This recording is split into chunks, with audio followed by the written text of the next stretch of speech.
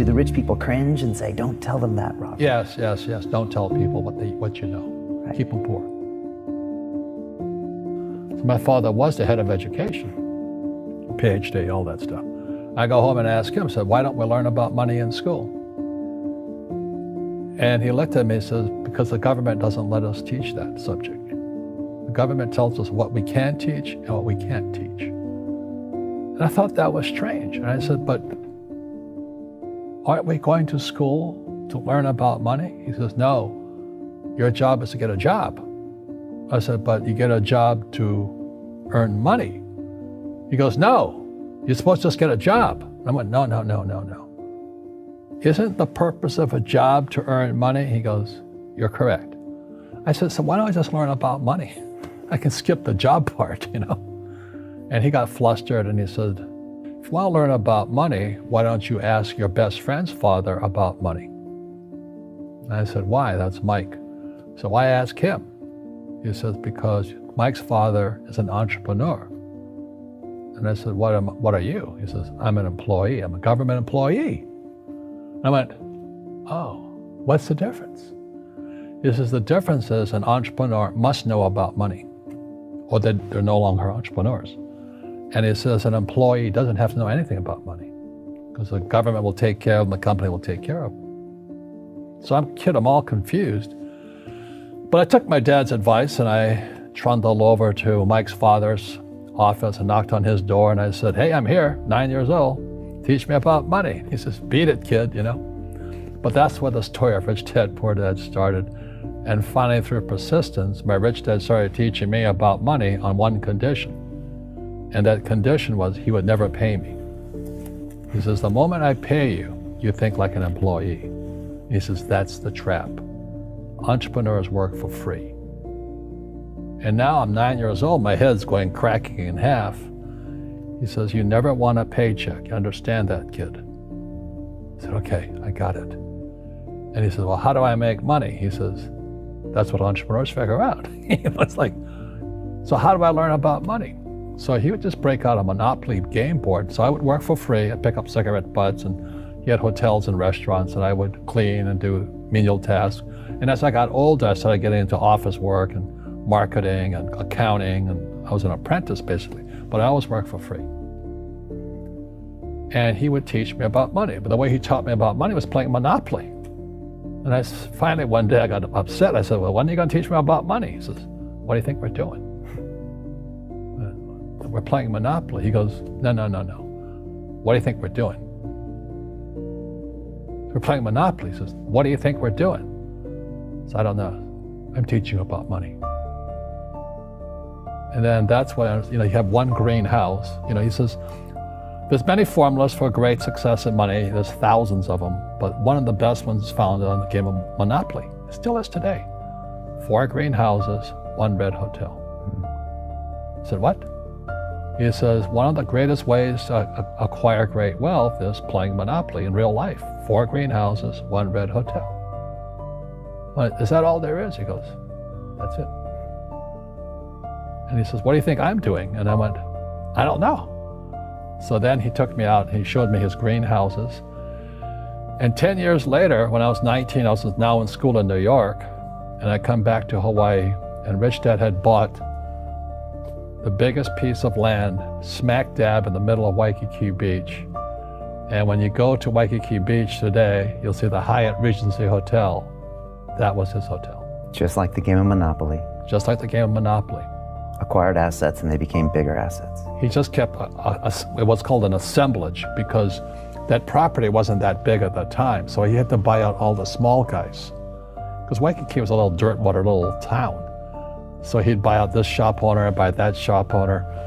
And it took him a while, but he finally assembled this large piece of property. And then he and Hyatt put up this giant hotel. And it just sold for $800 million.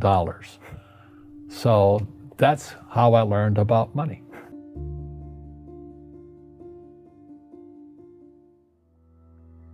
I've had financial crashes. I've had people stab me in the back, but they're all good because I grow from it. That's spirituality. Right. People who are afraid of making mistakes, like they teach in school, they don't ever grow. Because spirituality is there's good and there's bad, there's right and there's wrong, there's up and there's down. Most people only want to be right, they only want to be positive. Well, you can't have that. That's not reality. Well, I wasn't poor by most people's standards, but I came from a family with a poor attitude, if you know what I mean. Because rich, poor, middle class, poverty starts with a fundamental attitude. Poverty is passed on. It's taught in your families. And middle class is taught in families.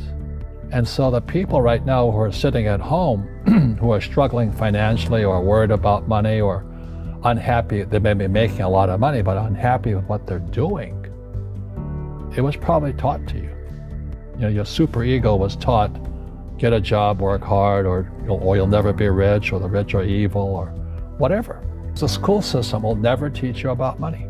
The school system was designed to teach you to be an employee, which is important, or a doctor or a lawyer, a specialist, but never about money. And what most people lack is real business knowledge, like accounting, like debt, like taxes.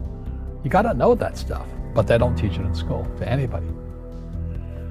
So, and then when people ask me, how did your rich dad learn this when your poor dad, a PhD, didn't?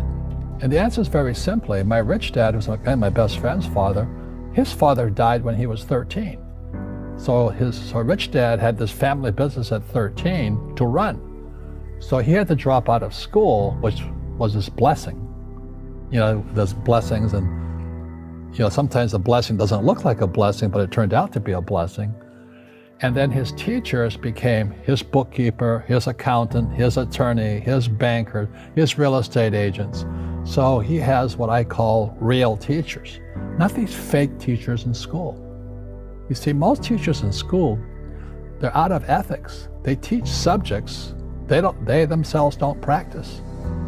I asked the teacher, I said, I'm in my third year of calculus now. It was called strength of materials. I said, am I ever going to use this stuff? He goes, no. I said, why do you teach it? He says, because I get paid. I said, do you ever use it? He goes, no. And that's why, you have to, in life, one of the things I suggest to people, you got to find a real teacher versus a fake teacher. And a fake teacher is somebody who doesn't do what they teach. And a real teacher is doing what they teach every day. So my accountants, my attorneys, they're in it every single day. That's how I learn, because every day I'm solving problems in my business. So I have accountants and attorneys and bankers and all these people on speed dial because I'm solving problems with my team. I see you giving this knowledge out, and yeah. Do the rich people cringe and say, don't tell them that, Rob? Yes. Don't tell people what you know. Right. Keep them poor. But, unfortunately, the poor, as was in the Bible, I'm not real religious, the poor will always be amongst us because it starts up here. Right, it's that fear mentality. It's in their words, and the words become flesh. Again, I'm not really religious. I flunked out of Sunday school also. But when they say I can't afford it or I can't do that, they go down. They become what they say. My PhD daddy says, what do you think I am, made of money? I can't afford that. And my rich dad would say, that's why he's poor. Poor people say, I can't afford it, I can't do that, I don't have time. Because it's an escape. It's an escape, you know what I mean? It's easy to say, I can't afford it. And your rich dad used to say what instead of, I can't afford it? How can I afford it? How can I do that? What would it take, or why should I do that? He says that a question opens the mind, a statement closes the mind. So when you say, I can't afford it, your mind shuts down, and you become what you say. Rugby is a team sport, but so is soccer. The rules are different. And other people are golfers. They play by themselves. And so everybody's different. So my game financially is business, number one. Second is real estate. So what I say to young people is, you find your game.